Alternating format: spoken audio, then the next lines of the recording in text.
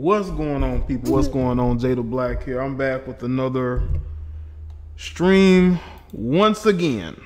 Okay.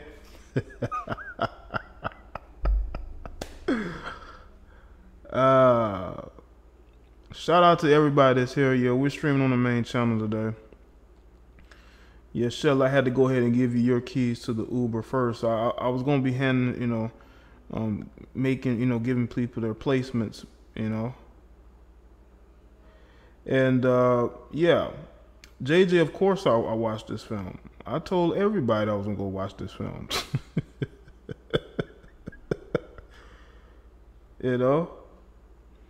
But we gonna talk about Black Panther, man. I don't know if y'all seen it. This is gonna be what I call a light review. This isn't gonna be like a big time review. It's not gonna be me going point for point. And I'm gonna go through the things that I liked.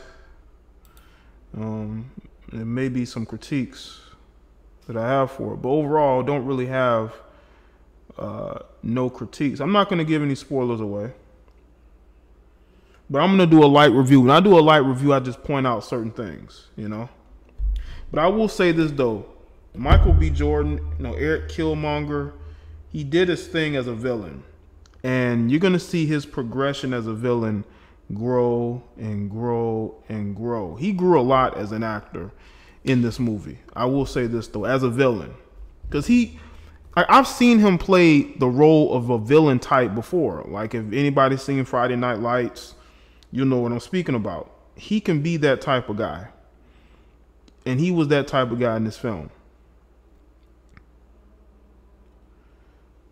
And I will say this too. There were certain points in the movie where he referenced the things that are going on currently in America. He talked about when he was at the museum, and he told this white woman about basically how they stole a lot of those artifacts from his ancestors. And there was another portion of the film where he, would rather, die than be in chains like his ancestors, So they put those things in there. But overall, his progression just grew, and I really liked him as a villain. That he is the best villain I've seen in a Marvel film in a long time, because he's human. He's not an alien technology. What I'm saying? He's not from another galaxy or universe. Yeah, Killmonger was very radical, and he grew as a villain. When you see a movie, villains degress. Like, take for instance,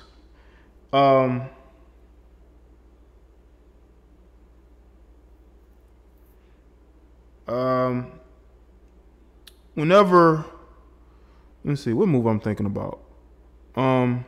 Look at Logan. You remember the guy, the blonde-haired guy who confronted Wolverine early in the film? You see how his progression as a villain decreased? It decreased. And that's not what you want to see from a villain. You want to see a villain grow. You don't want to see a villain digress. And that is, but Killmonger grew as a villain. He took bold steps as a villain. Young, let me give you your keys, Young. Give Young his keys. There you go. Now you got your keys to your own Lyft, Uber. It's a couple of years old, but it ain't got that many miles on it. Okay, shout out to William Freed, says, always listen to these at the gym library. Well, I appreciate that. Shout out to everybody that's coming in. I know I didn't give shout outs.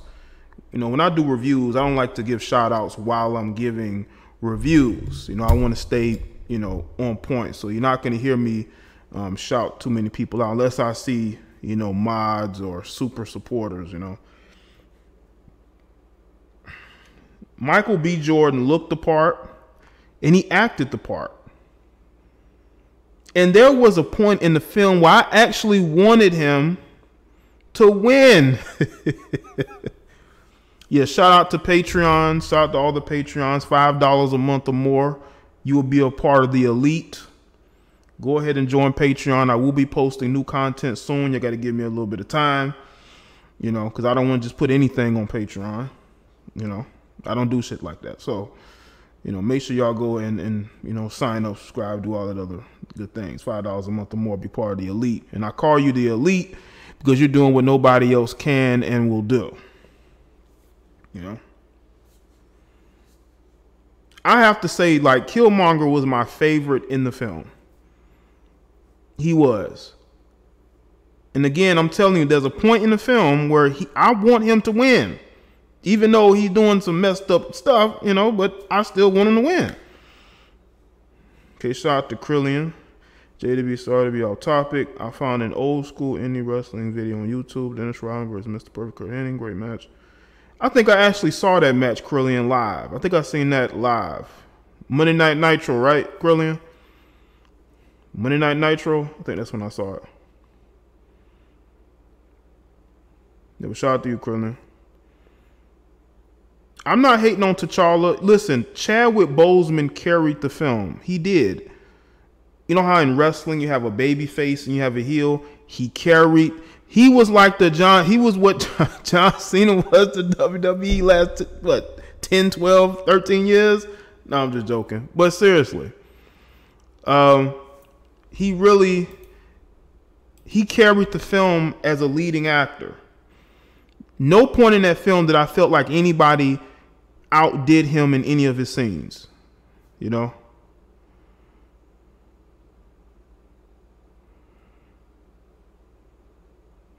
So, damn, man, who rides a freaking rhino? Bows to a woman.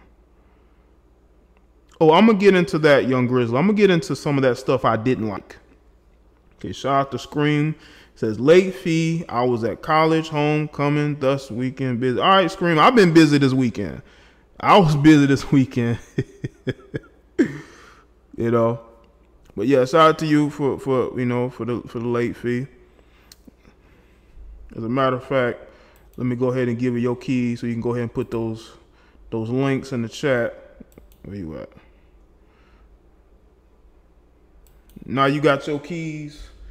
Let's go do something with those keys. Okay. I want to see links in chat rooms, family. But yeah, I'm going to get to that. I'm going to get to them pulling that, you know, the woman is willing to fight and die and do whatever, and you ain't willing to do that. I'm going to get to that. But I just want to stay on the villain, because for every superhero film, the villain is very important, people. It ain't just the hero. You can make a hero out of anybody, but you can't make too many villains. You just can't. It's like in wrestling, you can either cut a good promo or you can't. Okay, shout out to Krillian again. It says Tupac was a great heel in Juice. Top of the world. I agree. Tupac was a very good heel in Juice. You know, almost scary to a certain extent. He was scary good on that. Hey, somebody get that Gen Beast clown out of here. Get that lame out of here. See, dude, stop promoting other people over here. I don't care who's saying what. You know, we got too many of these lames following behind other grown men. And that's the prime example of when you don't have a father in your life. I don't care who's doing what, because at the end of the day, there's still going to be people who ain't going to want to listen to that person. Facts. But back to the review. A great villain is very important to a film, because there's still going to be people who are going to root for that villain. There was a point in the film where I didn't like Michael B. Jordan, but then I came around. I said, God, they actually were able to progress him into an excellent villain. An excellent villain. I wanted to see more of his progression, but I'm not gonna give no spoilers away, but you know, and I can see what they were going for.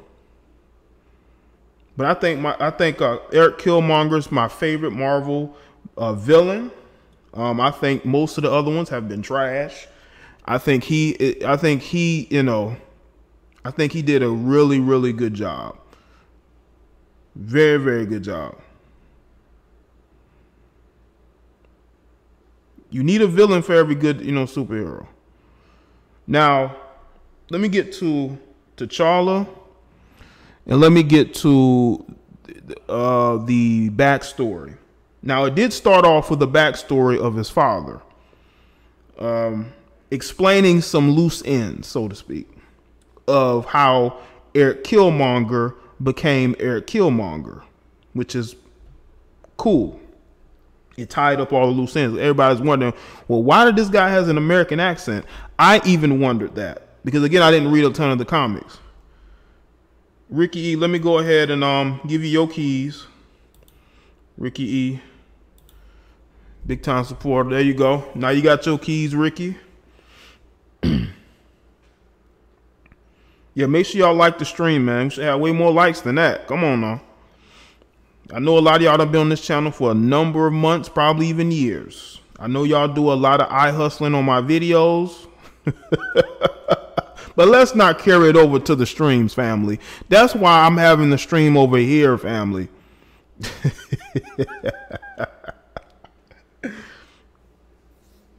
So they were able to tie up some loose ends at the beginning of the film. Then it goes to T'Challa getting with the spy, aka Lupita Nyong'o's character. Then they head back to Wakanda, and they have this whole, sequence where he has to take on challenges for the throne in order to become ruler, and he does that. He does that.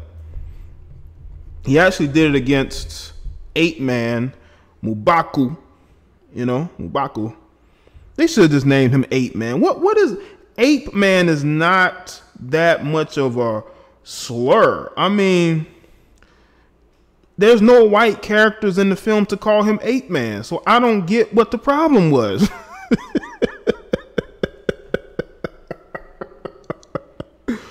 I don't get what the problem was. Yeah, Tony Theater was very lit, bro. I had to get my tickets a day in advance. There was a lot of blacks, a lot of Negroes. There was some white people sprinkled in, but I didn't see too many dashikis. I didn't see too many fist pumps in the air. I did see this one black female with a dashiki, but she was standing outside when I was leaving.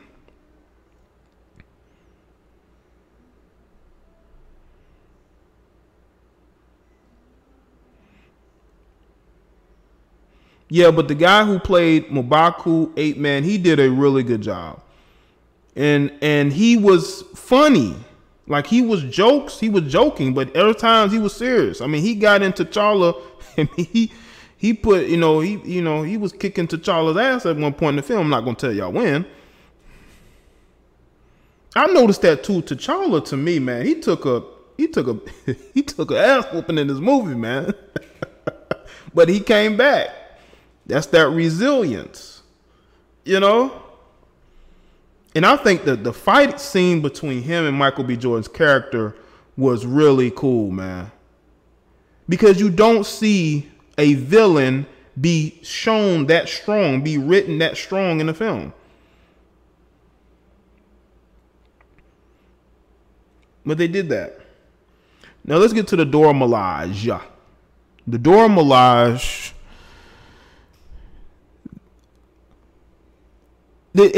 On the outside, it looked impressive, but the only Dora Milaje that really did anything was, what was her name? Denaya Gawara? I can't pronounce her name. She was the only one that really did much, and she was the only one really impressive in battle, in fights.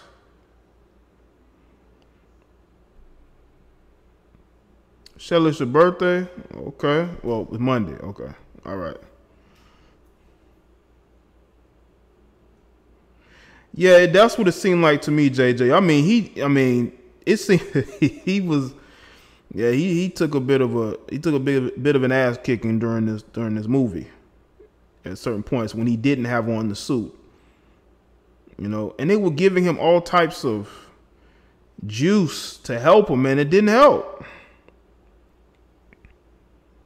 It didn't help. Make sure y'all hit that Streamlabs. You want to be a chat room leader, because at the top of the stream is the chat room leaderboard.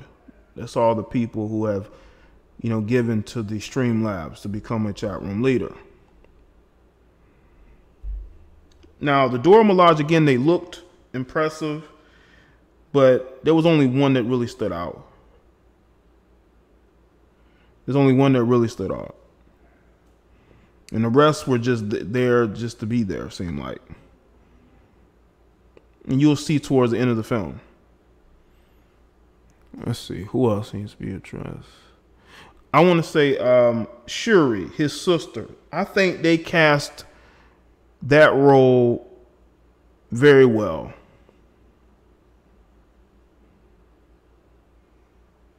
Very well. I think she came off as engaging, as funny, as exuberant. She brought energy to the movie. So I thought that was a very well casted role. Oh, let me also get to what's his name? Claw. Let me get to Ulysses Claw. I thought that Ulysses Claw, they made him. He wasn't very intimidating in this film. He came off as more goofy, more, jokester. There were times where he got serious, but a lot of times he was being a jokester at certain points. I think Michael B. Jordan showed more intensity than him, and you're going to see that come to a head towards the end of the film. But Andy Serkis always does a good job no matter what he does. And I thought that he's played that Claw role extremely well. And that's why he gets cast in a lot of films. But like in certain roles, even though he does a lot of motion capture, he plays a lot of good guys for a certain extent. He doesn't really play a lot of bad guys. I think that he has the potential to be a really good villain. I think he has the potential to be a really good villain, And like I said, I think that he does good at whatever he does. So I think they had the right amount of villains, what I'm saying, in the film. What's let me get to? Let's see. What am I gonna get to next? Okay. Let's talk about Everett Ross. Everett Ross, they tried to make him, I think, too serious. And you can tell towards the end of the film, they had to sort of get the seriousness away, I could see the criticism of having him as a prominent role in the film, but I mean, you got to sell tickets, family. You can't make it into an all black, because it's not based in any reality. I know it's a comic book movie, but they basically still want to say, hey, this white man still can help y'all because it's based in reality. It's based in reality. So we got to make sure that we have them in the film.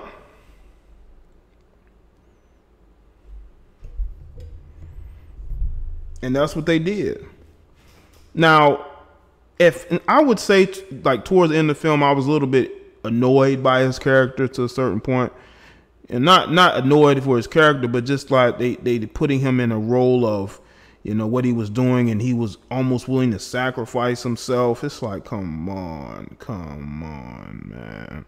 Let the Wakandans handle their business. Let the Wakandans handle their business, man.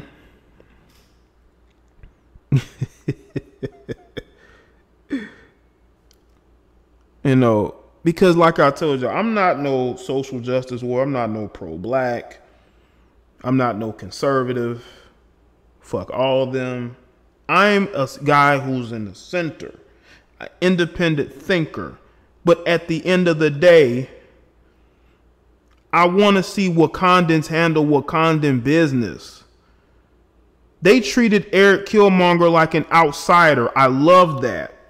Because just because he was black did not mean they trusted him or liked him. And that is totally based in reality, because black Americans are not very well liked in Africa by most Africans. That is a fact. And they treated him like an outsider. They treated him like an outsider. Now, let me get to Daniel Kaluuya, the guy who was in Get Out. Kaluuya, I think that's his name. Hope I'm saying his name right. I thought that his progression in the film was really interesting, because he went from being a supporter to a guy who was seeking revenge, who was frustrated, to siding with Killmonger, to where now he's fighting against the people that he was protecting, or that he was fighting alongside. Shout out to Shelly, giving to the tip jar. And somebody mentioned in the chat room, there was a particular scene, I'm gonna give away a quick spoiler here, where he's riding a rhino, because I guess his tribe is of the rhino, so they can power these magical rhinos to come to their aid, or rhinos with armor. I don't know. There's a scene where he's riding towards M'Baku, or man ape, and Denaya's character, one of the general of the Dora Milaje, the leader of the Dora Milaje, she stands right in front of M'Baku and stops that rhino in his tracks, and that rhino licks the side of her face. So Daniel Kaluuya, I think I'm saying his name right, gets off of the rhino, and he approaches her. She draws her weapon. He tells her, is she willing to basically kill him? And she says that for Wakanda, she will take his life. She will do whatever it takes.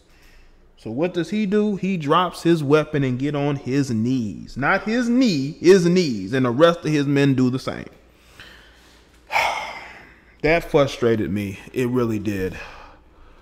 No, I don't think the rhinos are magical. I just think I guess they had them somewhere, but they have armor. So I guess they have them put somewhere, and they have like this horn where they can call the rhinos to their aid, you know. Oh, I'm gonna get to Forrest Whitaker. Kayla, the fight scenes were very cool. I love the fight scenes. Everything was well choreographed, well visualized. They did a really good job on the fight scenes. Very good job. Well, cool, Kayla. I appreciate you coming to the show. And it's like, I know that these two characters are in a relationship with each other, but don't make it seem like this woman would not for a second choose a guy over her country. But anyway.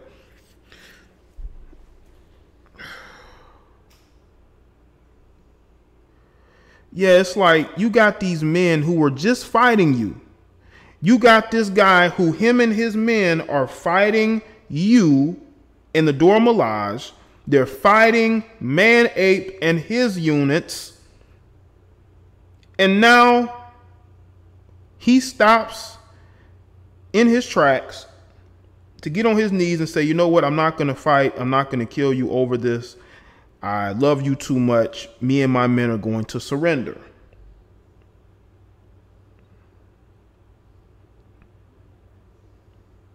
That was kind of frustrating to me. Yeah. That's a fact, Young Grizzly. Yeah, Angela Bassett was looking very good. She was the best looking out of all those women. A lot of those women looking kind of rough. You know, I ain't gonna lie. But Angela Bassett looked very good. with those white locks that she had in her head, you know what I'm saying, looking like Storm, you know. It was white or gray. I think it might have been more white than, well, gray. Yeah, he pulled a simp move, man. right in the movie, right in the critical time in the film, he's getting on his knees to this woman because, of course, the black woman is God. So he's bowing down to God. He's bowing down to God in the flesh. That's what he's doing. Now, Forrest Whitaker's character, he's a very interesting character because his origin story was told. Forrest Whitaker's origin story was told in this film. Right at the beginning of the film. I did not notice it until the fight between Killmonger and T'Challa.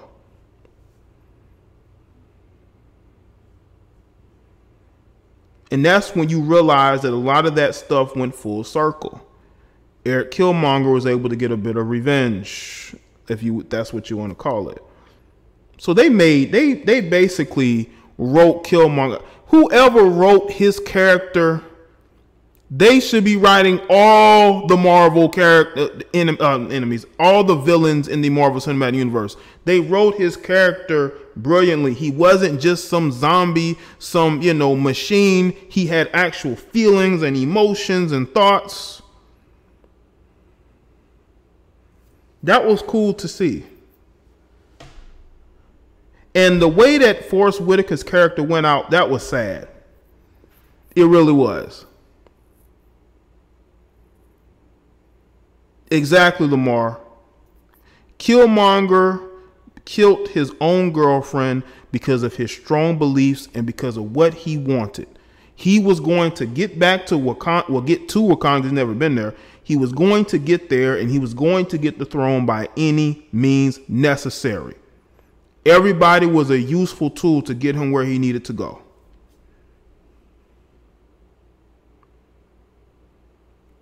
He didn't matter who he had to sacrifice, what he had to do, who he had to team up with. He was going to get the throne. They wrote Killmonger's character to perfection. Even though he kind of went a little social justice-y at times, but it was his belief system. They wanted him to be seen as a strong, opinionated American who wanted to do right the wrongs and be a leader. Take what he felt like was taken from him.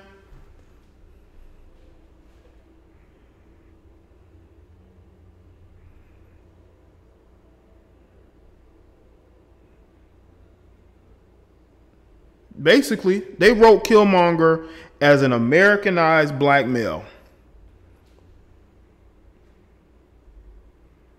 And I had no issue with it. Because if it's going to get me a villain that is worthy in a film, I don't care. Because at least he had feelings and emotions and a belief system. You don't see that a lot.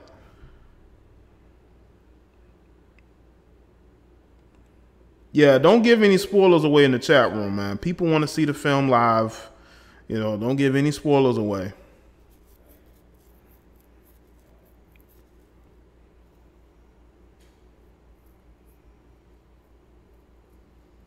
Okay, who else? Now, I did not see the end credits. I left before the end credits. But I'm going to go see if I could find visuals of the end credits and see what that's about and maybe talk about it more. Yeah, Kevin, his story was sad. It really was, Kevin. It really was. Because all he had was his father. And that was taken from him when he was a young kid. He was left with nothing. So you can see that why he would have such revenge in his heart. Because of what he felt was taken from him. Not only his heritage, the fact that he was the son of a prince, but the fact that his father was taken away from him and he was left as a young kid by himself.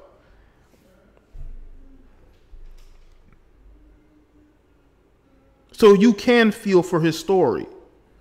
And towards the end of the film, you're going to feel even more for him. Because that belief system stayed the entire film.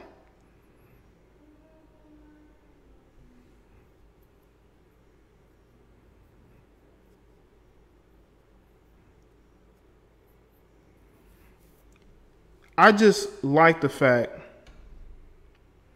that they infuse emotion and feeling into films. I don't care if it's social justice. If it's going to get me a good character and a good story, if they have to take a social justice turn here and there, I'm fine with that.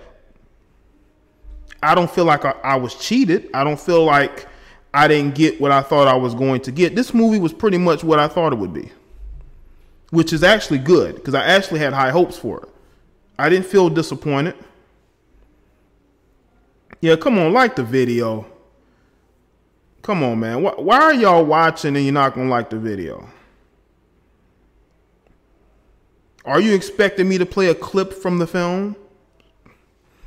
Unbelievable. Make sure y'all like the stream, people.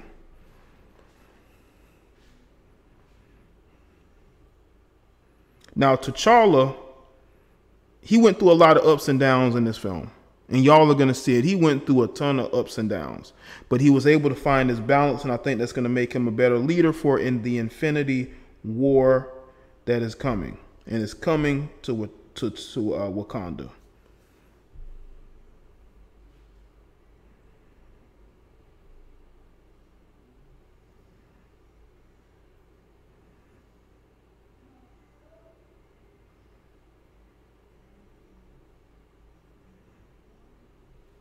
It basically set up, you know, that particular movie that's coming up. Crumb the Herb, it's been a while. What's going on?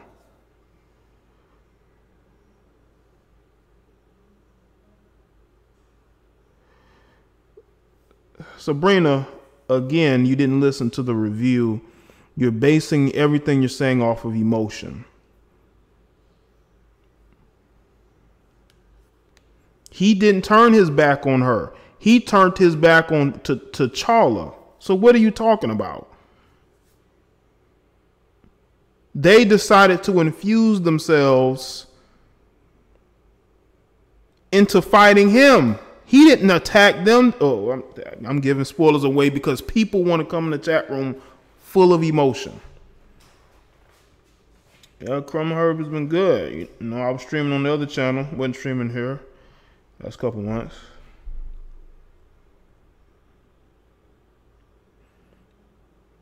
Yeah.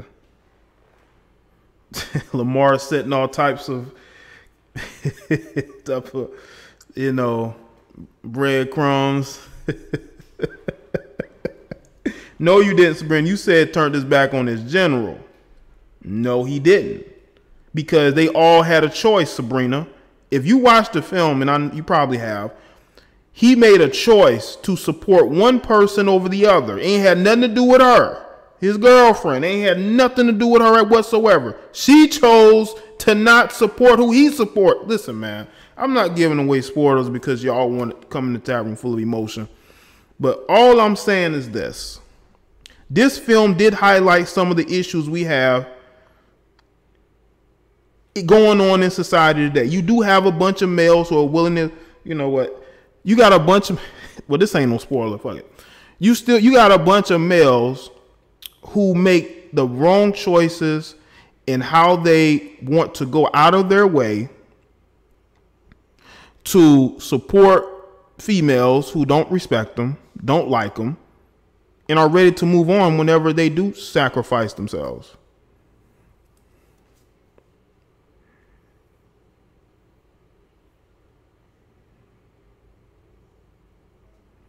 Okay, Nolan. Even though I haven't really given away shit, but okay. What's up, Antoine? Antoine, let me go ahead and give your keys. Antoine, that. Go ahead and give your keys to your Uber.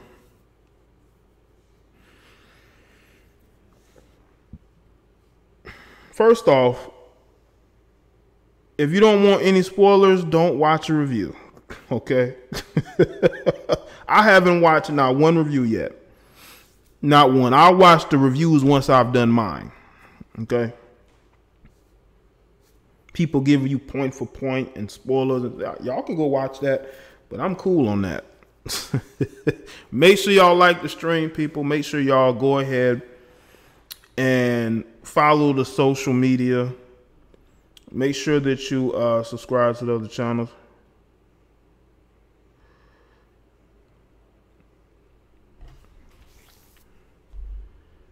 Let's see.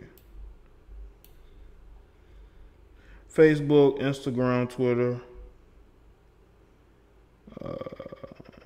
Yeah, the other channels. Subscribe to Patreon, family.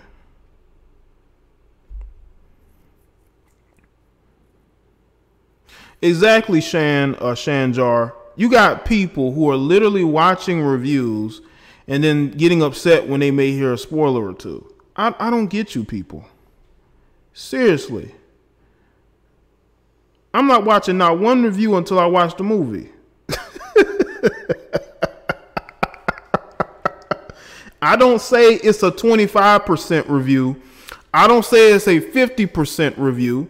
I didn't say it was a 75% review. I said, as you can see, this is my light review of the movie Black Panther. Even in the title, it says Black Panther movie review.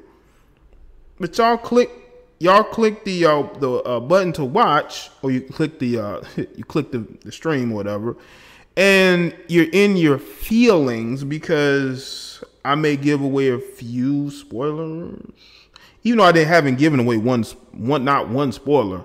I just mentioned the portion of the dude getting on his knees. But again, it's a review. It's a review that you're more than welcome to not watch. I really wish you wouldn't, if you don't want to hear anything. But I guess this is just how people think in 2018. I told y'all, listen, man. Listen.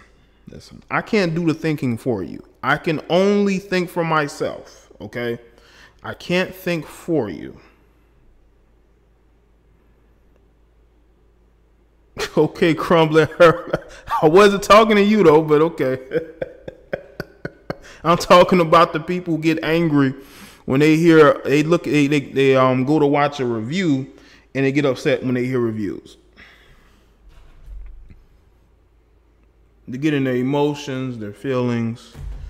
They get angry, they're upset. There's African Americans versus African rhetoric in this film. Facts, Shan. Yeah, there's blacks versus Africans. There's a lot of that going on in this film. I noticed that. But there was another part of the film that was going on that I think may have went over some people's heads, but it didn't go over mine. T'Challa was a separatist. He wanted to be separated from everybody. Well, what's interesting is that, Donald Trump gets accused of that, but they make T'Challa have the same ideology as what you would think one of these alt-right, conservatives would have. Build a wall, keep the immigrants out or to a minimum. Keep the illegal immigrants out and keep the illegal immigration to a minimum. It's almost like they wrote T'Challa to be a conservative, to be a separatist. And I noticed people had some criticisms of that, And it did say he was alt-right. They said that T'Challa was alt-right. He had the same ideology as Donald Trump, or a conservative. He was a separatist. He wanted to keep the illegal immigration out because he knew that they would bring their issues from wherever they came from to his country, and he did not want that. Does that sound familiar to anybody?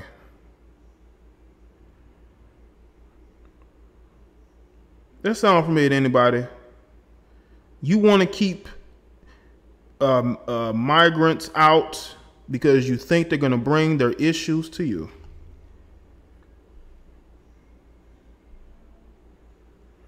Yeah, if you looked at the comics, you know what the movie's going to be about. No, not, well, the characters in the film and their backstories, but you know, the films could be either way. You know, I think Infinity War, if you read the comic books, you're going to know what that's about. What's up, Alan?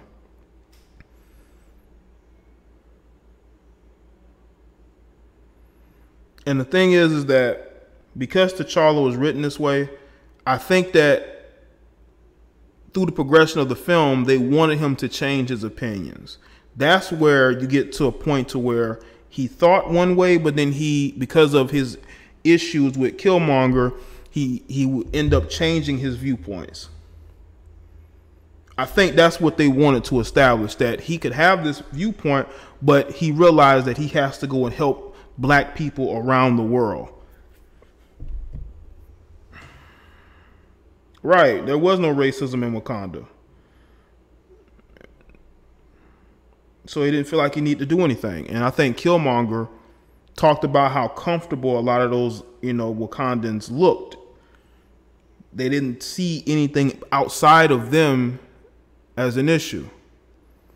Yeah, Killmonger wanted black Africans, blacks to be on top. That's what he wanted,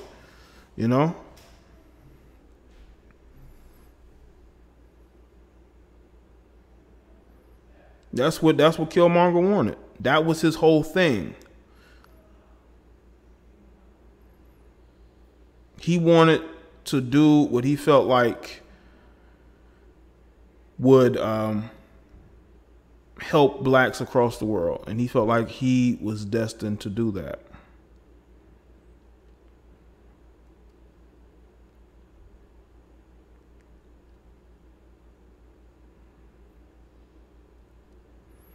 And the thing is that it also displayed a certain mindset that Africans have towards Americans. They treated Killmonger like he was a complete foreigner. They even spoke of him as a foreigner.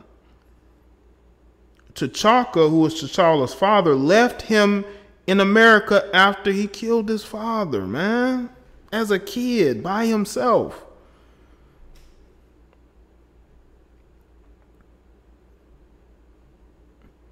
Do you know how that would psychologically break? Now, it would psychologically damage a young child, especially a young black male child. And he thought of nothing more than to get back there. That's what kept him going. That's what kept him getting where he needed to go, doing the things he needed to do, because he wanted to get there. He was going to do whatever it takes to get back to Wakanda, because he felt like it was his right to liberate all black people. And he was willing to take out anybody who got in his way, even people who were cool with him, people who worked with him.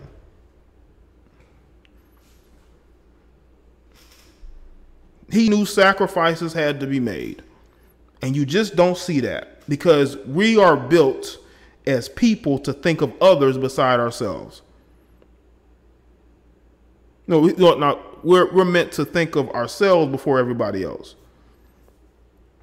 We're not willing to sacrifice wherever it takes to help other people. You know what I'm saying? We just run and hide from issues. Now, we'll get on social media and we'll talk about helping our people, but we don't do it in real life because it's a joke. We take it as a joke. Killmonger came back to Wakanda, a military special forces trained killer dead set on revenge. You know what that reminded me of? Antoine Wood. It reminded me of the spook who sat by the door. It really did. A guy who was militarily trained, coming back to his neighborhood, wanting to train the people in his neighborhood what he learned in order to battle the system of oppression that they were dealing with. But yeah, Killmonger went through the most intense physical training that he could because he wanted to be ready for what he feels like was his destiny. Can you write any villain that way? You use what's going on in society to build you up a villain that at the end of the movie is going to be more liked than he is hated. Even though he did a lot to get to that point, he was more liked than hated at the end of that film.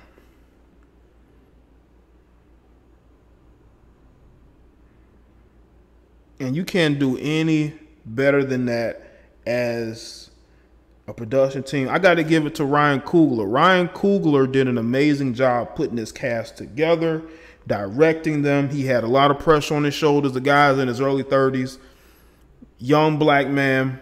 He did an amazing job on this film. He did better than directors who are older and more experienced in this type of environment. Because you have a vision of something, you make sure you write it right, and then you put the visuals out there.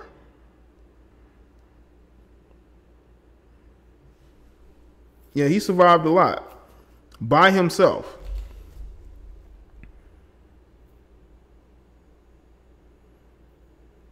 Shelly's somebody had a menace girl. But back to this commentary. I think Ryan Coogler and his production team did the best that they could do on this film. I don't think anybody could have done any better.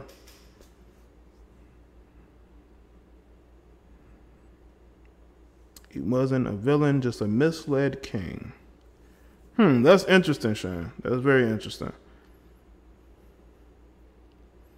Because you would think that. Because he didn't have anybody around him. He lost his father when he was young. So he didn't have that guidance when he got older. You know, they did, well, again, I'll let y'all go see the film, but he just never had that guidance. Never had that Forrest Whitaker character type, or had that father who was there to watch him grow from a child to adulthood. Didn't really have that. And the fact that he was treated like an outsider,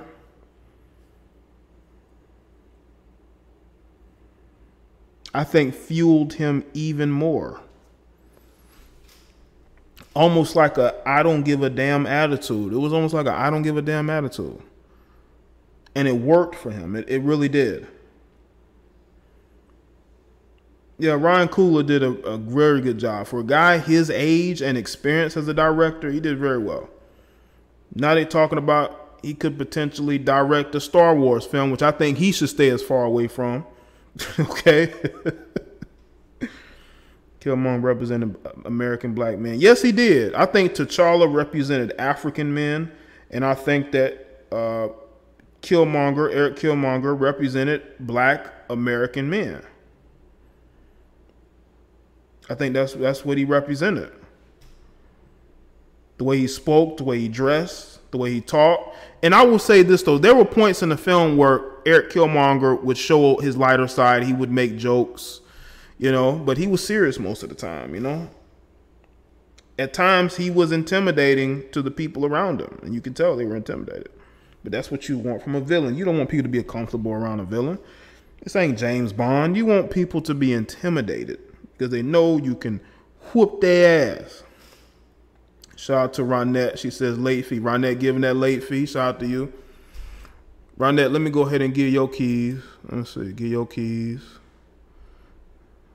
There you go, Ronette. Ronette got her keys over here. Yeah, he was, Antoine. When they had their fight, you can tell all that training was going into destroying T'Challa. You can tell. That's probably one of the best comic book come to life fights that you're gonna see. Because it's just two human beings, one fueled by vengeance and anger and bitterness, and the other fueled by proving himself. You know?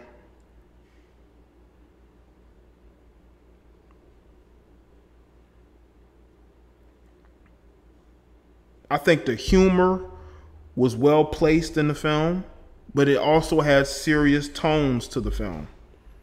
It had serious tones, but it had its comedic side of it. You know what I'm saying? Which everything was well placed. Everything was well placed. Which is good, you know?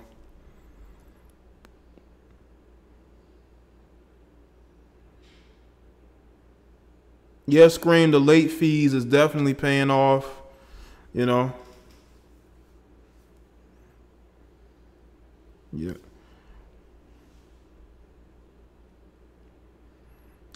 Be friends, what's going on? This film is worth seeing. I'd recommend a lot of people go see it. Oh, of course, he definitely keeping Michael B. Jordan in the gym. Michael B. Jordan looked big in this film. He looked big. And that's the one thing, when you work with the same director, you know how to direct that guy. You know how to work with that director. You know? It's a good element to have. You know what I'm saying?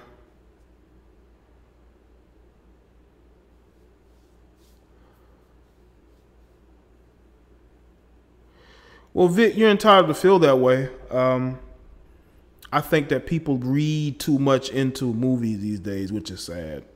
Like I said, I have my criticisms of it, but it did portray black people stereotypically, but it portrayed Africans very stereotypically too, living in huts, you know, in villages, like the way that they dress in a technologically advanced civilization.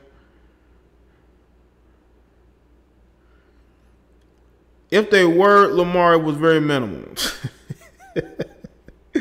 You know, I wasn't impressed by a lot of the other Dora Milaje. Just one, you know, just one. You know. How would I rate this movie? I'd rate this movie. I think I would rate this movie an 8.5 out of 10. Probably 8.5 out of 10.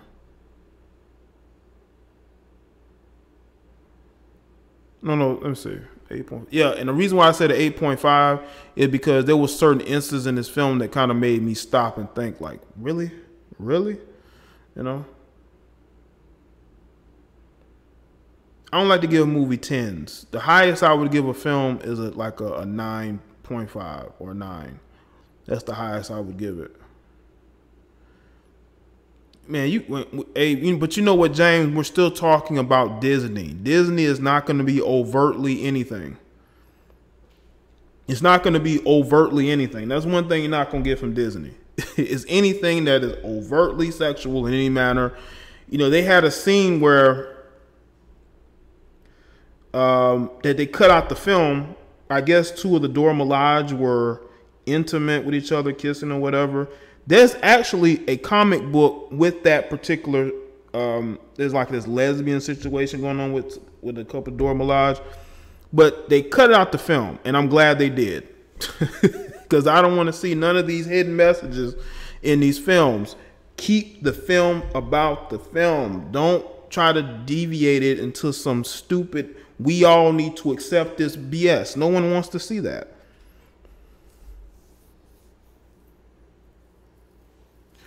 It's not the first superhero film. I listen, 20 years ago, almost 20 years ago, Blade debuted. That was one of the first comic book films to debut, and it was headed by a black man. And I believe the film was also produced by Wesley Snipes. And it was a success. Yeah, Shan, if you want the R-rated version, you definitely got to read the comic books. It's a lot more graphic. Yeah, Chrome, I hate politics. Bald heads kissing.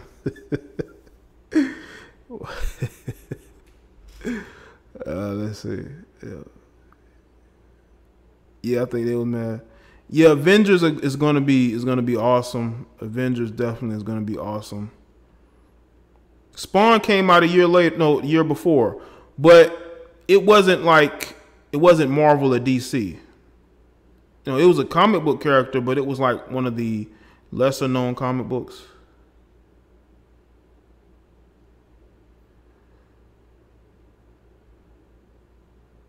Yeah, Blade had everything. It had action, it had the acting, it had the villains, it had a story, a backstory. I don't know. I don't know how people forget about Blade. I've watched that movie I don't know how many times. That and Blade 2. Blade 2 was even better. Just based off of the villain.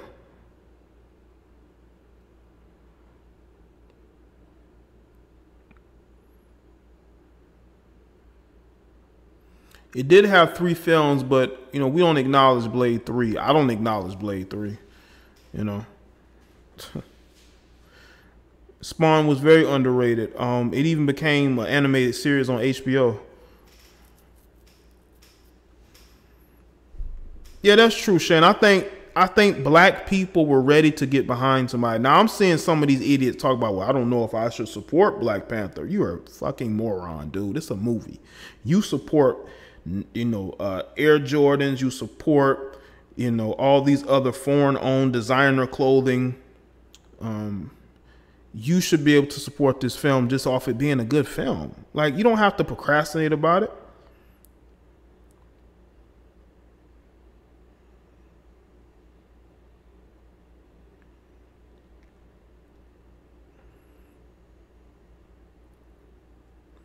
Yeah, it did. But I also think that Black Panther was helped by being in Captain America Civil War as well. You know, he was a standout in that film. That helps it. You know, when you're trying to push a character, you put him in another film and it helps build them up. They played a preview of the Avengers in the theater. And I was like, this, because I already seen the trailer a number of times. I'm like, you know what, this film is going to be epic. Not only because of who they have in it, but because of the people who are directing and writing it. And because a lot of the people doing their, you know, in the film are really invested in their characters. Yeah, Crumlin, they're being super extra. People are doing videos. Should we support, you know, should we really support this movie? What? Should you support this movie? This says the people who spend tons of money on foreign-owned products every single day. Oh yeah, they're not going to bring Michael J. White back. Run that. I think they're going to go with somebody who's younger. Probably somebody who is, you know, in Hollywood. They're more known than Michael J. White. They might think he's a little too old, even though I think he could still play the character. But that's just how Hollywood is, man. But yeah, man, you got these pro-lames up there talking about, should we support this film? Dude, you support non-black products every single day. Yep, brother. Because Blade was seen more as it wasn't seen as PG-13. I would say that it wasn't really seen as that. It was seen more as R-rated. Yeah, you paid, you support it. I definitely paid and I support it.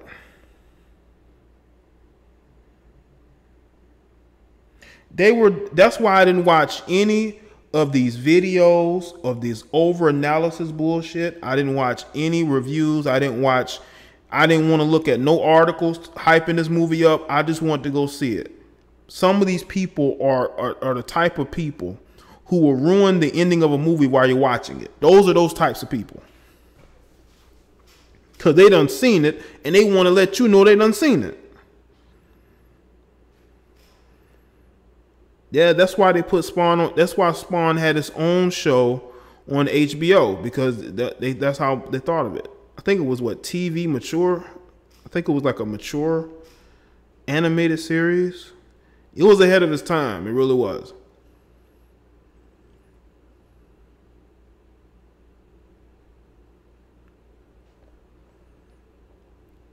Yeah, you got these people, man, who can't even enjoy a film for what it is. You want to talk about should you support it or not. And these will be people with biracial children, white husbands and white wives talking about should we support this film? It's not black owned. These will be the same people. It makes no sense. I'm telling y'all, man. We got a lot of people. We got a lot of followers here. These people are not that intelligent. They're not that intelligent. You support foreign-owned products every day. You drive foreign-owned cars. No, it's not foreign-owned, but foreign-created cars, man. You'd brag about your designer bags and your shoes that wasn't made here. You brag about that shit, but you talk about you can't support this film as if you're gonna get a commission check from this film if it was a black-owned business. This is exactly why I don't listen to some of these people. This is why I don't listen to them.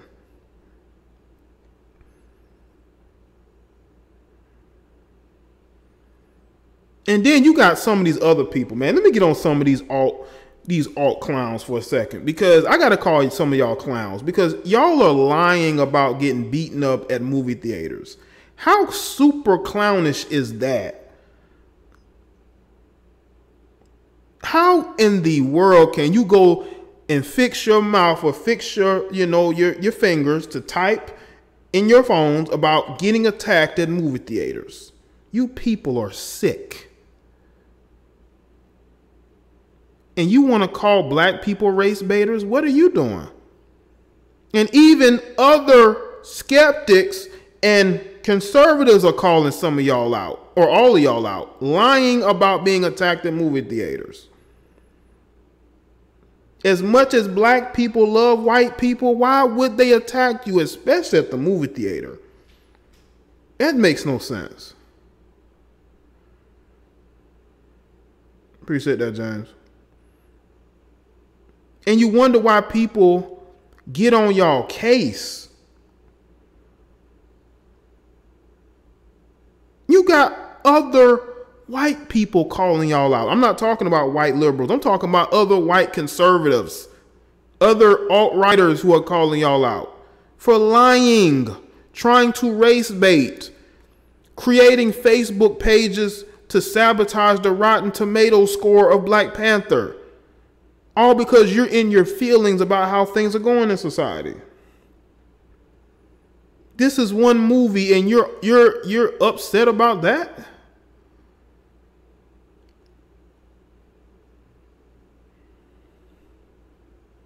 Now your credibility is going to be down the tubes because of this. Let me tell y'all something. It ain't just these pro-blacks or these BLM supporters who are doing the race baiting. You got other people who are doing it as well. Race baiting going on both lines.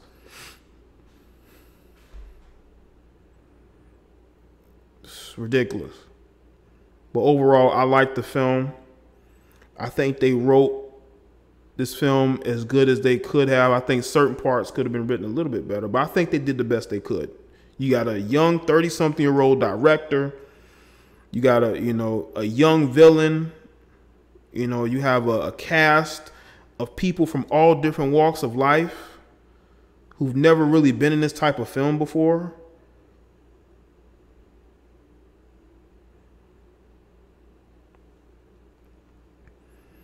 Yeah, Jared, there was no protesters, man. If you gonna spend money, why would you protest?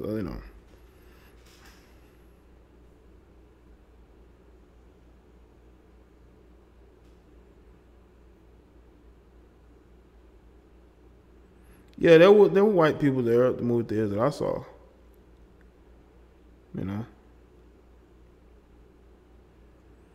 Make sure y'all like the stream, man. Make sure y'all like the stream. Make sure y'all subscribe to the other channels, man. Go to the website. Go to the social media. Get these notifications. This is like the longest stream I've had back on this channel since October of last year. So, let me see. No, it was November of last year. I'm sorry. November of last year. Yeah, there's a lot of whining on both sides, man. There's hella whining on both sides. That's why I stay independent. I stay in the center. I'm not with none of these people. Okay? I'm not with none of these people. I'm a skeptic through and through. These people are skeptics, but they own some type of political BS, not me. I am a through and through skeptic. You're not going to pull me in one direction over the other because I'm skeptical of all you motherfuckers.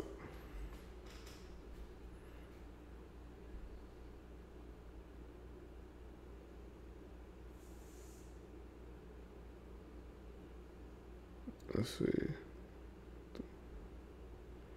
Because trust me, this production, when they went into the marketing meetings of how they was going to push this film, they knew all they had to do was be black. Just be black. Just be in Africa. And the black dollars will come. The black dollars will come. Exactly, Ronette. Jay the skeptic. JD the skeptic, right. That's where I'm at. I'm in the center. I'm skeptical of all you niggas.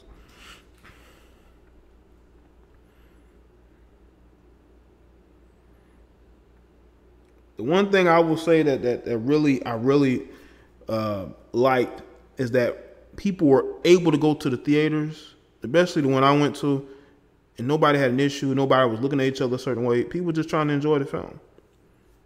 Now, there were a lot more black people there than I'm used to being there, because, I don't think going to the movies, I don't think a lot of black people tend to go to the movies like that, unless there's a movie that they want to watch. But for this type of film, you had a lot of black people who've never watched films like this before. And they were there because of who was in it and what the film was about, because they probably saw a whole bunch of posts on Facebook about it or on Twitter about it. Word of mouth marketing is the best marketing. When people retweet your stuff, they repost your stuff on Facebook, get people commenting and sharing, that is the best promotion. You don't grow big unless other people promote you to other people. That's why I tell y'all, make sure y'all share my videos, share my live streams. Let's say if I didn't grow, it's because a lot of y'all ain't sharing anything.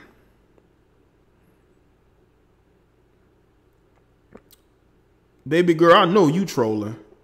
You didn't spell his name right. I know you trolling. Now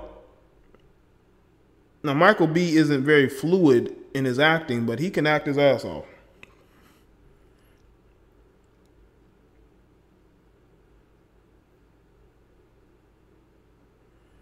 If you look at his views, Lamar, he has conservative views. He wants closed borders. He does not want migrants or illegal immigrants from any other country. He don't want immigrants, period, to his country. He wants to be closed off from society.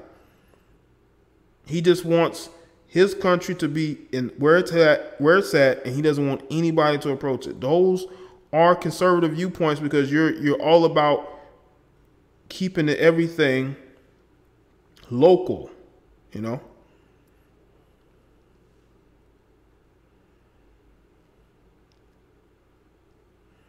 Yeah, Michael B been acting for a while, man.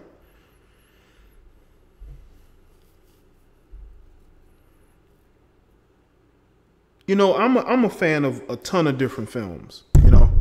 I'm a movie fan. I'll be flipping the channels. I'll come across a movie that's on, and if I like what the movie is about, I'll watch the whole film.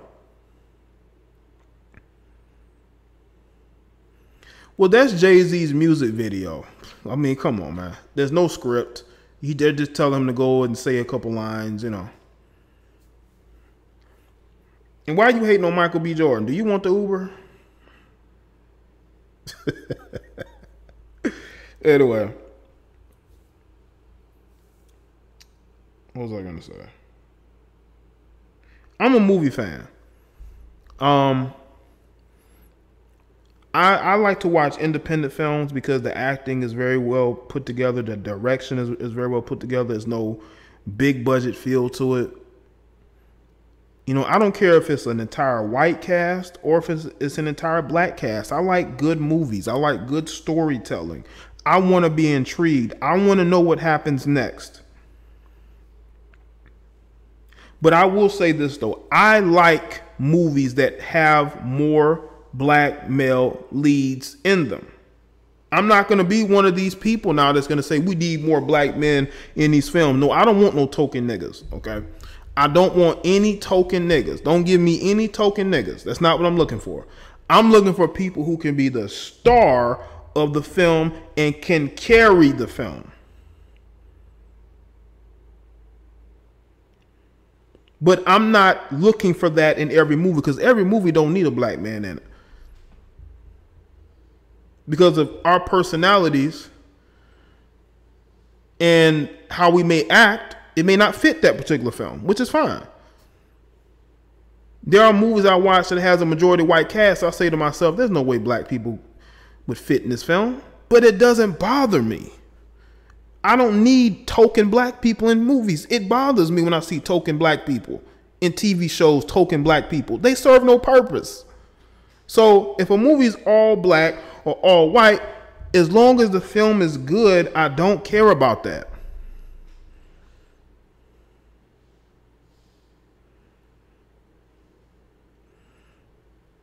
Now, one, I haven't seen that film yet.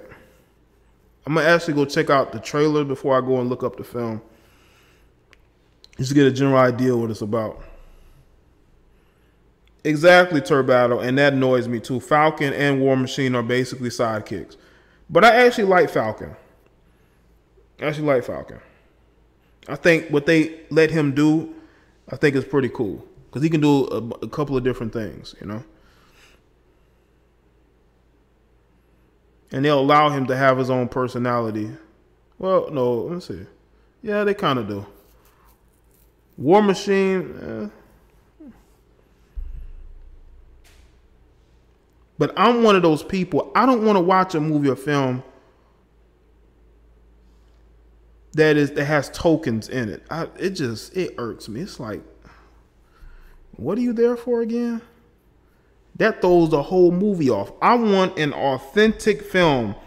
If it's more white people in that film, if it fits that film, that's fine. If I watch a movie about ancient Greece, I'm expecting to see mostly, if not all, white people. If I see a film about medieval England, like a matter of fact, or if I see a movie about, if I see a TV show Vikings, y'all know the TV show Vikings, there's no way in the world I see myself seeing a black person in medieval Norway. There's just no way. It's just not possible. That would throw the whole thing off. It really would. Because again, they're just tokens. They serve no purpose. If it's a film now that's based in like an alternate reality, okay, that's fine.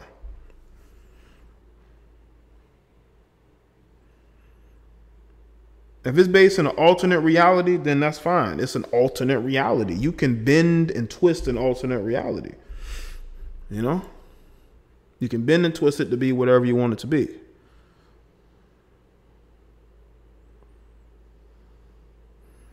But with this film, Black Panther, it achieved a lot of the things I was looking for. Now, I did have things that I did not agree with. I did not agree with this notion that men could be stopped dead in their tracks by a woman and then bow to her as if, you know, she's mentally and physically stronger. And it's like, come on, man.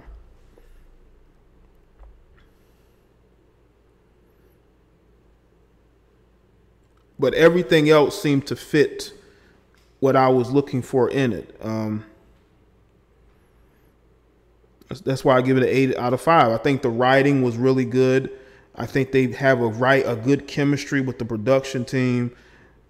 And it seemed like everybody genuinely wanted to make this film. That's what I got from this film and watching the interviews from the cast at Comic-Con. They genuinely wanted this film to be good. They wanted to do their best. Any way that they could be in this film, and make it a success, they were willing to do so.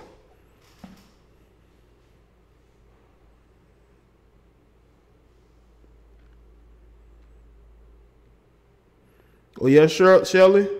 It's a really good film. It's a really good film, Shelley. You really will like it.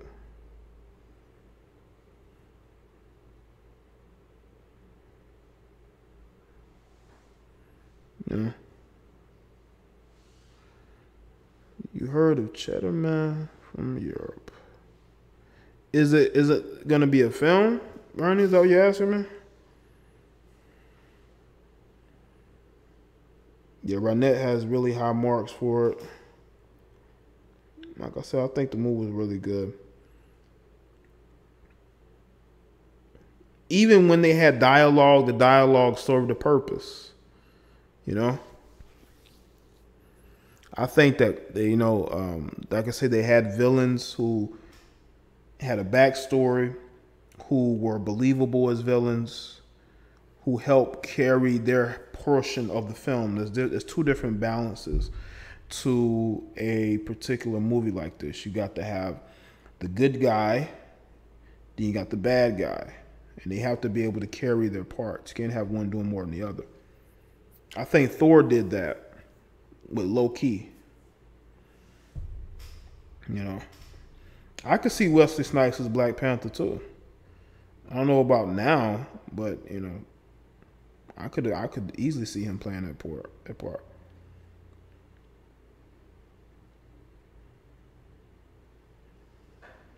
Yeah, Ronette is really high on it. She thinks that y'all should definitely go and check it out. I do as well.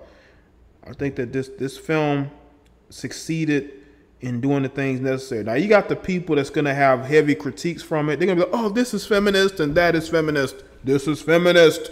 That's SJW. That's BLM." And it's like, slow down, relax, dude. You gotta look at this film for what it is.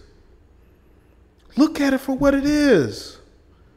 It's a comic book movie come to life. Everything ain't gonna be perfect, brother. There's gonna be things that are gonna be different than what you want it to be.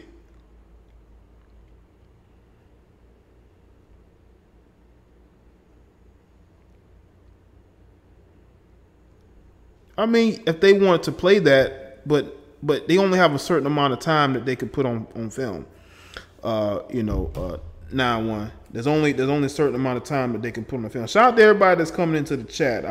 I can't really shout out too many people because I want to keep this review, as a review,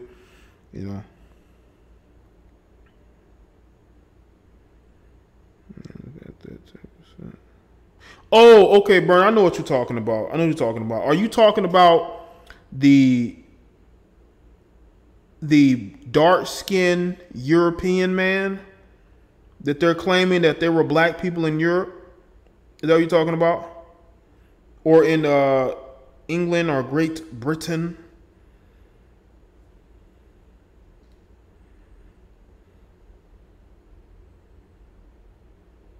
Yeah, I heard about that.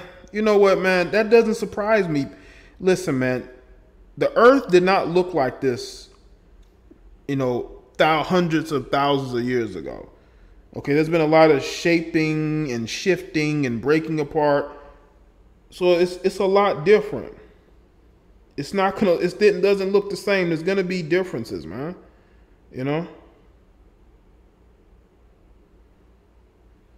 So it wouldn't surprise that was going on. I'm not saying he's black. I'm saying he's a darker skinned male. But if you look at the features, they look features that more European than sub-Saharan, but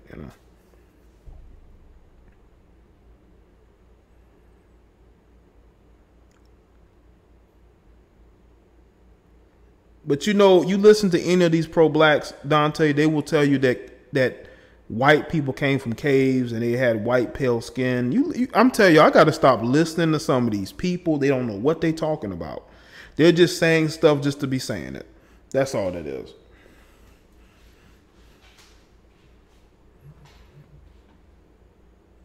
I may have to look that up, Bernie, because I like archaeology and I like watching, documentaries on archaeology and discoveries and things of that nature. So I may go have to check that out. And I want to say this too, man. You got people who was making fun of the film, talking about we was Wakandans. They're totally butthurt because there's a film that doesn't feature them in a prominent role. And like I said, I don't understand all the butthurt. I mean, yes, this movie is being hyped up, but what movie isn't hyped up? Just deal with it. Doesn't mean that you should get in your feelings. Okay, and I notice a lot of that going on. A lot of people getting, a lot of non-blacks getting in their feelings, talking about we was Wakandans. Well, this movie was really good. It was the best Marvel film I've seen. Other than Civil War, it was the best Marvel film that I've seen, because if you look at the villains, that was in Civil War, and you look at the villains that were in Black Panther, which one would you choose? Would you choose Eric Killmonger or some white dude from Europe? Which one would you choose? I'd rather have Eric Killmonger and Ulysses Claw than what I've seen in the last couple years of Marvel films.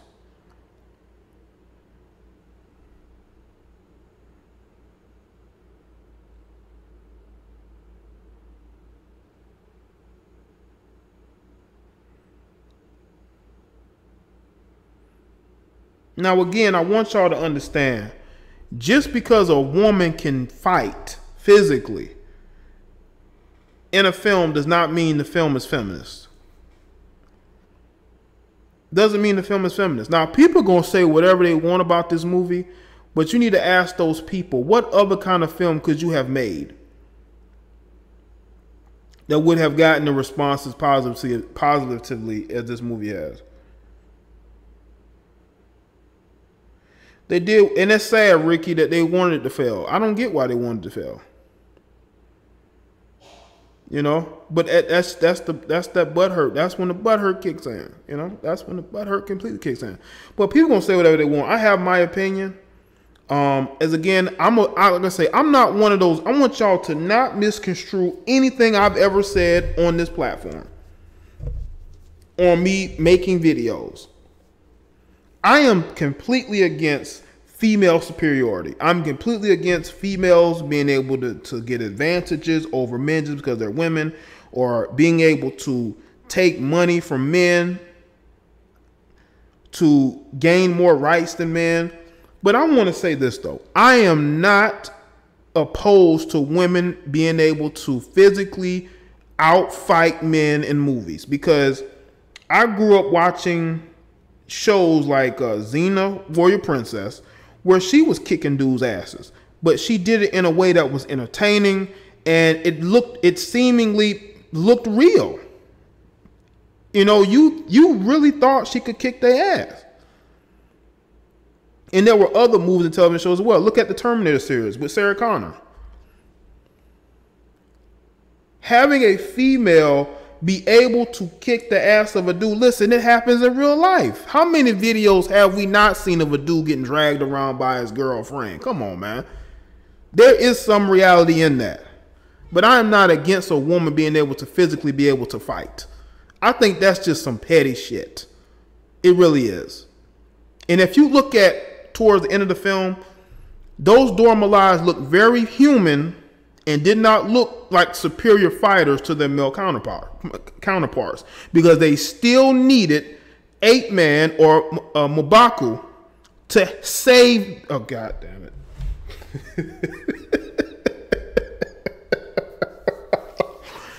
I'll be going off on these tangents, and when I have points to prove, I try to prove it. But anyway.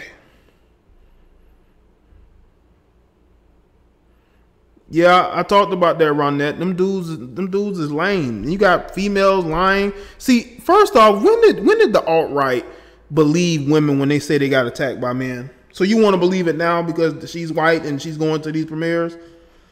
Come on, man.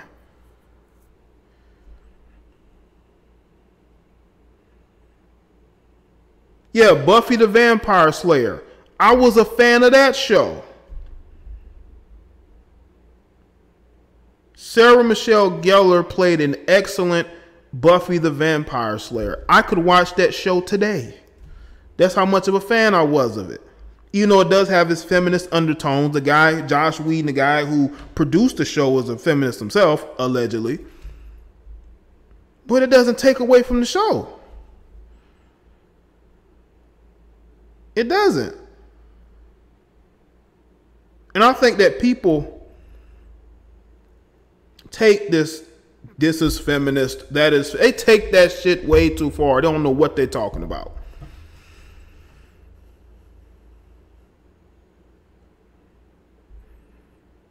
But you know what, Antoine, I knew that movie would probably flop because that's not...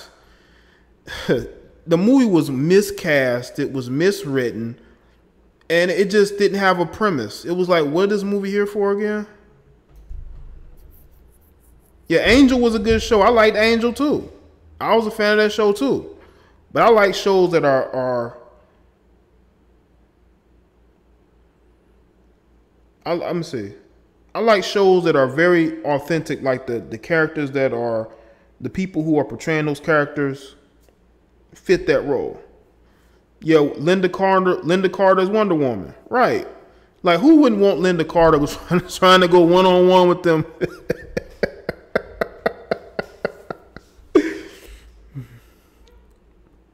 Antoine, I think he knows that.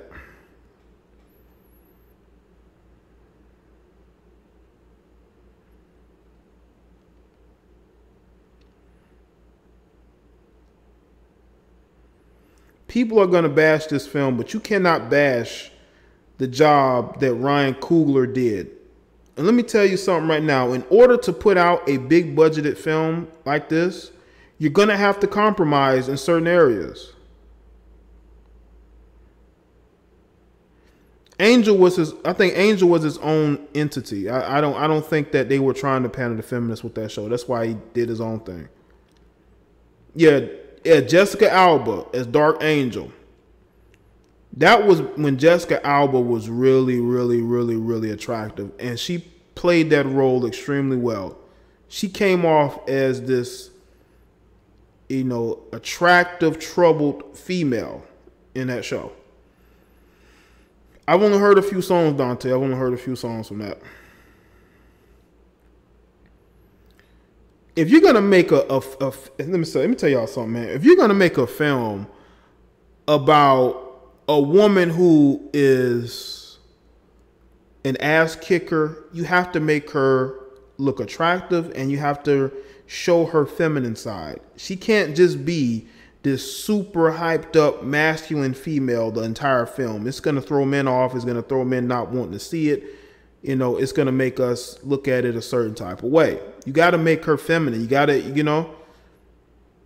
make her, it has to be a female who can throw that ass back, but can also, kick you in the gut with the knee. That's how you got to make them. That's how you got to make a female character who can kick ass. Look at, Scarlett Johansson. Do y'all see Scarlett Johansson as masculine? No, y'all see her as feminine.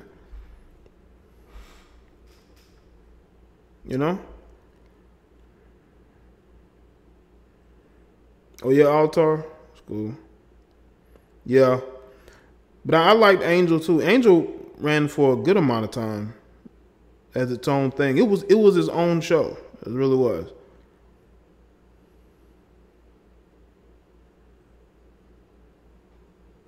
Atomic Blonde flop. I knew it would. Even no matter who they had directing that film, nobody wants to see a female who kisses on other women, who walks around, like she's a dude,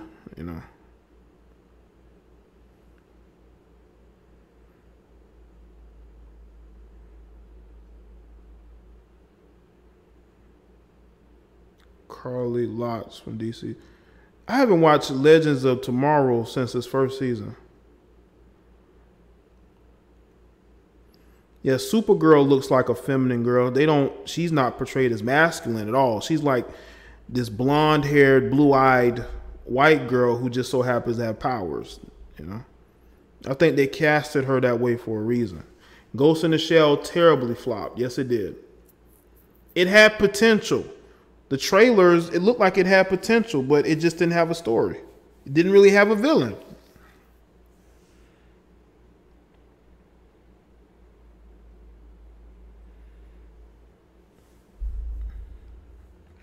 That's why you appreciate films like this that can go that extra mile. I know people are not going to like what I'm saying. They're going to disagree with me. Listen, you're more than welcome to disagree with me. I am not in this whole you have to agree with everything that I say. I'm not one of those people. But I like the film. I don't mind women kicking ass as long as they know their place in the movie. And those Dora Milaje kicked ass, but they understood that they worked for the king. They are under the king. They did not undermine him once in the film. The only time they undermined any males in the film was, well, y'all have to see it. Y'all gonna have to see it.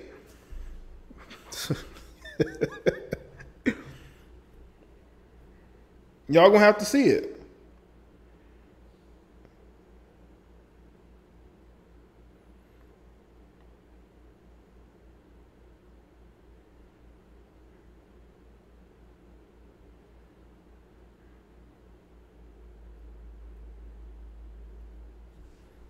Yeah, Shinra. Well, they shouldn't. They should be happy black people have a movie that they can look to, because now they don't have to seek diversity. They don't have to change the race of a character like they've been complaining about. Like, come on, man. It's a movie. It's not politics, people. Even though there are politics being played, it's not actual real politics. Stick to that instead of looking at films and what's in it and what's not in it. You know what I'm saying? Yeah, Catwoman, Halle Berry, you know, she didn't really fit that role, but I saw what they was trying to do with it, but you know.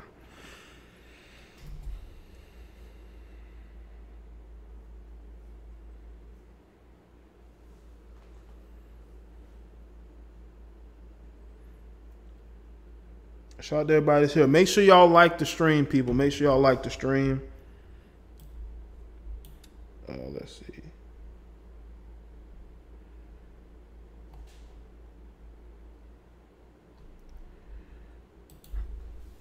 This has been a very good review so far.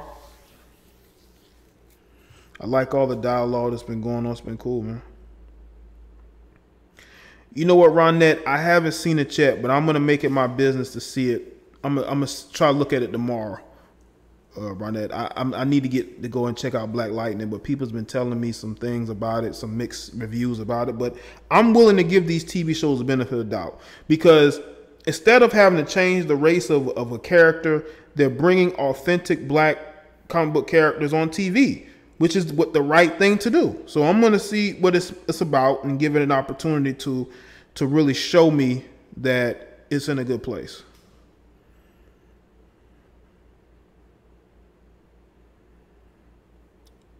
You know what, Aaron? We've come a long way since Hancock, okay? We've come a long way since Hancock. We've come a long way since then. We have come a long way. Yes, we have. Okay, well, Ronette, I am going to make sure that I'll check it out, because I've been meaning to check it out.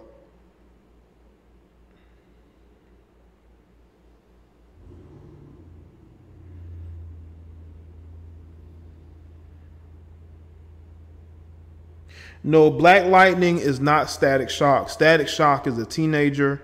Black Lightning is a father of teenage daughters who can also fight crime, you know? They can also fight crime, you know?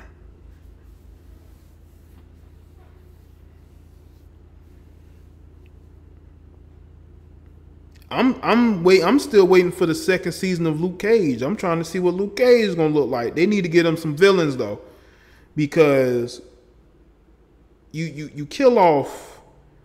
Well, but these are some spoilers. But damn it, if you ain't seen it already, you ain't gonna be seeing it. But but you had one good at the beginning of the season. You had a very good villain And then you go and you get another villain who's less better than the other one. The other one was more authentic. He had a signature laugh. He came off as intimidating. So I'm trying to see what Luke Cage is going to be like. Who's going to be the villain in Luke Cage? Are you going to bring him and Iron Fist together? Because they need to bring them together, because people been talking crap all last, year or so long about Iron Fist's show, how they hated it. They need to bring them together, you know? Because they actually are a team, but, you know. Yeah, you killing off the best villain in that particular show? Luke Cage got the best opening song out of any of the Marvel shows. The best one. You hear that guitar? You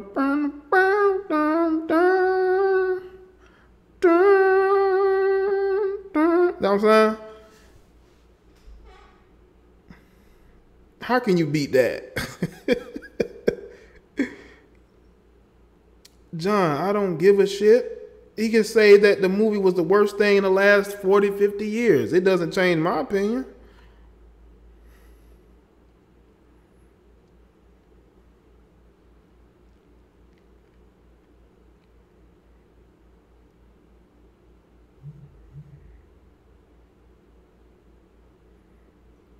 Yeah, Luke Cage and Iron Fist were a team. They need to, you know, they could come back and be a team again, you know. I think that'll make an excellent show. They just got to make sure they find good villains, man. You can create one if you don't have one from the comics. You surprised Hancock? I thought Hancock was a success financially, but maybe Will Smith didn't want to do it. Or, you know, because of his busy schedule, he doesn't have the time to, you know, think about doing another one. You know what, Mr. Eros, that's an interesting point you said that.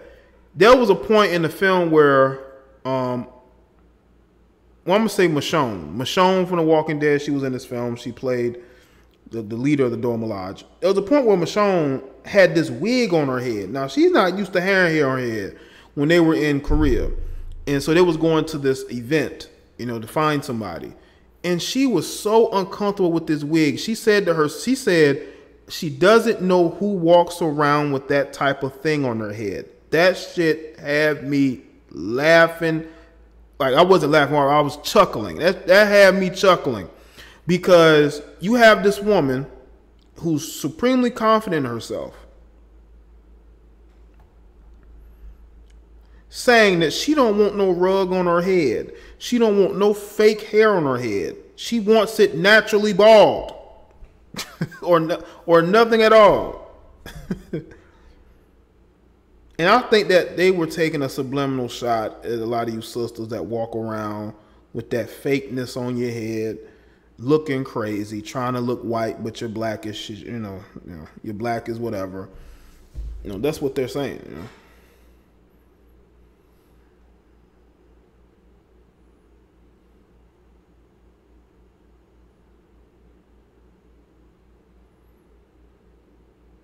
So this movie was throwing them subliminals out there. They didn't like weave or wigs. They had alt-right, you know, conservative, you know, leaning, you know, politics. There was a lot going on in Wakanda, family. You had an outsider who was actually a long-lost prince, you know, wanting to reclaim what he felt like was his, that he deserved.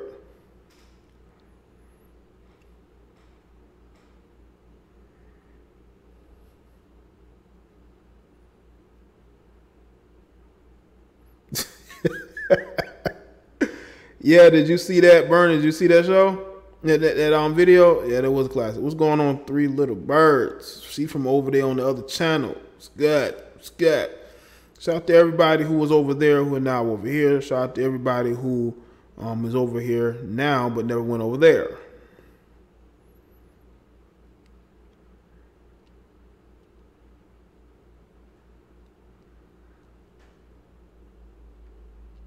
You know, Shinra, that's a good point, man, because Hancock lost his power when he got next to the blonde haired white woman. He became mortal. And so did she. But when they were apart, they were both strong. You know? A lot of subliminals there, you know? A lot of subliminals there. You got to look at it. People write certain things in the script for a reason. You know? The love of a white woman will make you brothers weak.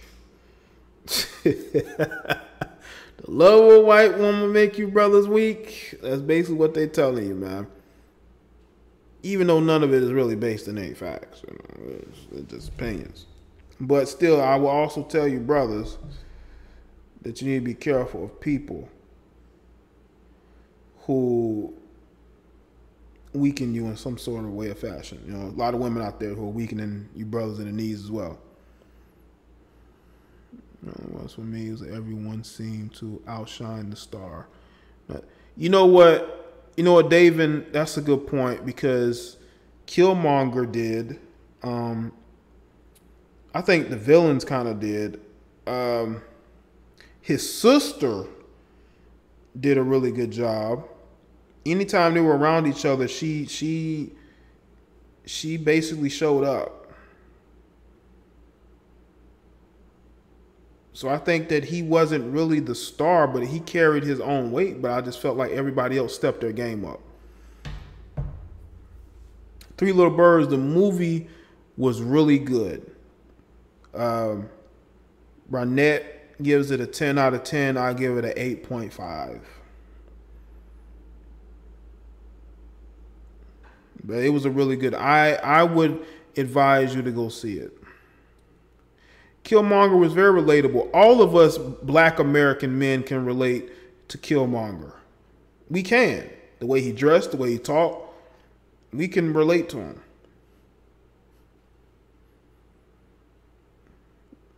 He had a drive and a commitment that you don't really see in black men, though. I will say that in a lot of us. You know, he wanted to do anything it took to get the throne of Wakanda.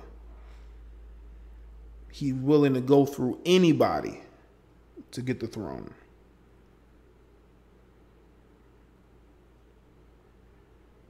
Black girl magic made my bank account disappear. Save yourself, black man.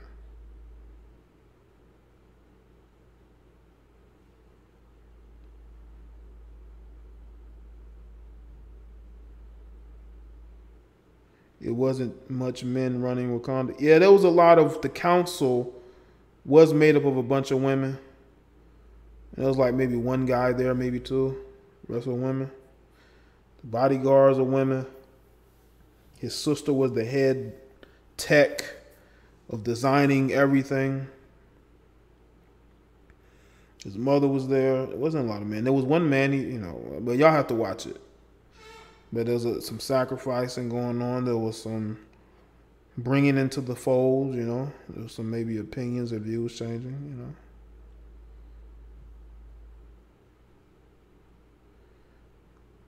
Cool, Antoine, cool.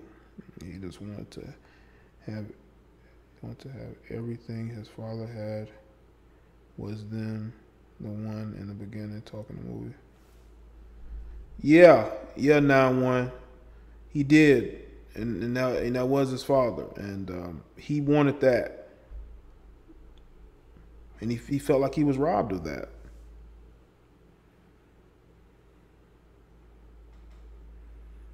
Okay, shout out to David. He says, one last complaint. They hella missed an opportunity in the beginning, 1992 Oakland scene, to bump some Tupac, especially considering his roots to the Black Panthers. You know what? That's interesting, David. I was expecting them to do that. Maybe they didn't have any, they couldn't get the rights to the music. But if you're in 1992 Oakland, you gotta definitely put on some Tupac or some of the West Coast rap that was in that area at the time. You know what I'm saying?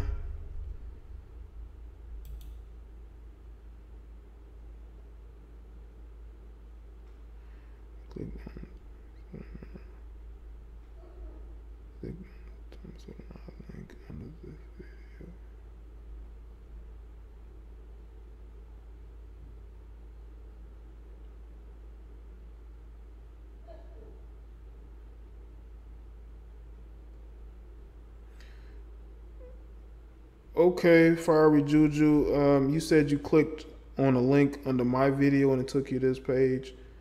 Listen, man. Listen, man. Listen, man. This is Jay the Black's channel. Why are people coming here mentioning other people? It makes no sense. If there's something that you really important to tell me, I have an email. I have a website you can go to. You can send me that message privately, but bringing issues to the chat room does not help that. It really doesn't.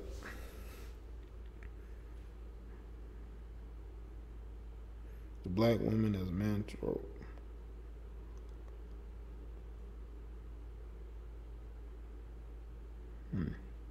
I don't think Tupac was too big. No, he wasn't big in '92, but you could see the theme though. They could have went for a West Coast theme to where they could say, okay,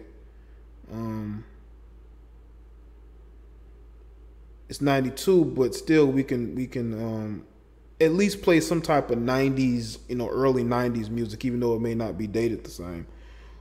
Topo1240, shout out to you. I appreciate that, Jay Tildy.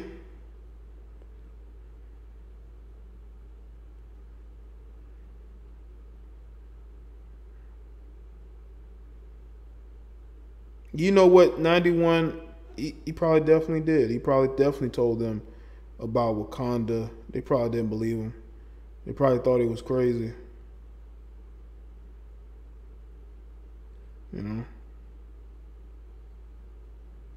No, Pop was about to go solo after about 92.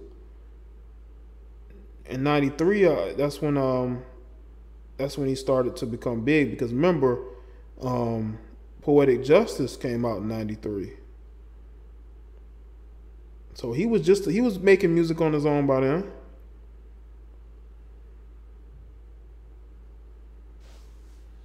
He was about to go solo on his own.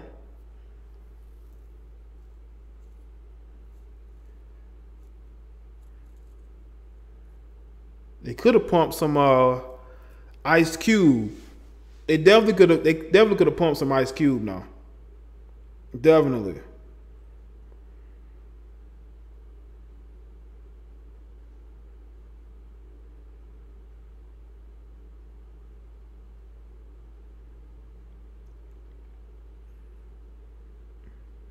Before there was Tupac, there was Ice Cube though. I'm just saying.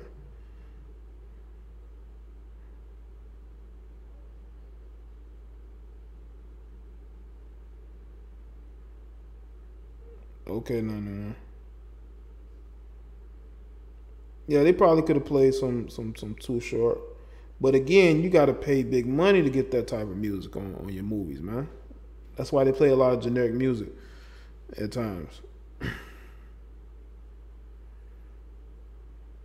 But I think that this movie tried its hardest to be authentic. Now, they did stereotype black Americans, and again, I'm not for that. That's one of my critiques as well. But they were going for a theme. The father of Killmonger, the dude walking around with a gold chain, and he got guns, and they're talking about pulling off a robbery. I mean, there's criticisms there.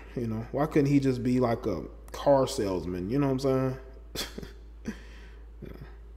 Or a teacher,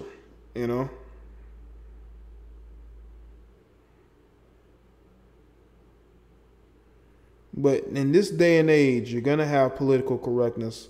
You're going to have over political messages. There's going to be some sort of compromise with these movies, man. They just are. These movies get looked at way before they even put it out. They have to make sure that the public is going to, and the media is going to be able to accept what is being on film. They're going to be critiques, of course, but they don't want it to be too many critiques. And I think that this film, whether people like it or not, checked a lot of boxes. Not every box, but it checked a lot of boxes. It was entertaining. It felt good to see a main black cast be able to carry their own and not need white people.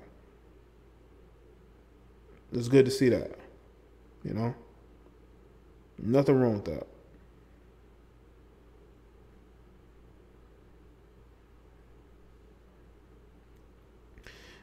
That's why I say, Logic, that was one of my critiques, is that you're using stereotypes. That's one of my biggest critiques of it, is that it definitely did that, you know.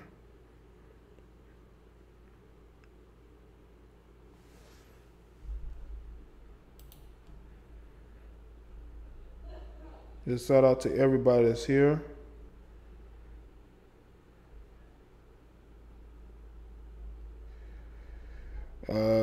This has been a good stream so far. I'm about to go ahead and wrap this up, people. And I'll see y'all on the next video, like stream. Make sure y'all follow me on all my social media if you have it. You can also donate to the Patreon, $5 a month or more, to be a part of the elite. Also, make sure you subscribe to the other channels as well. You know, I won't be doing a ton of streams on this channel. It'll be some here and there, but I'll be streaming mostly on the live streaming channel. Y'all can go there and check me out as well. I put links in every comment section of every video. So yeah, you know what, Three Little Birds, they kind of did. And that, again, that was one of my critiques. But they stayed authentic to Africans, but African Americans were seen the same as white Americans. You know, they were all seen the same. They were seen as Americans, Westerners, foreigners. It didn't matter what economic standard they were from, you know. Yeah, shout out to everybody that's here, man. Like I said, I'll see y'all on the next one. And yeah, later.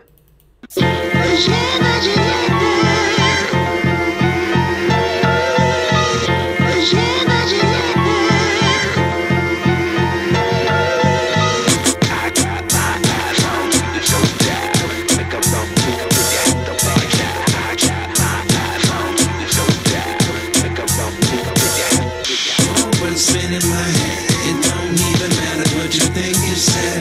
'Cause I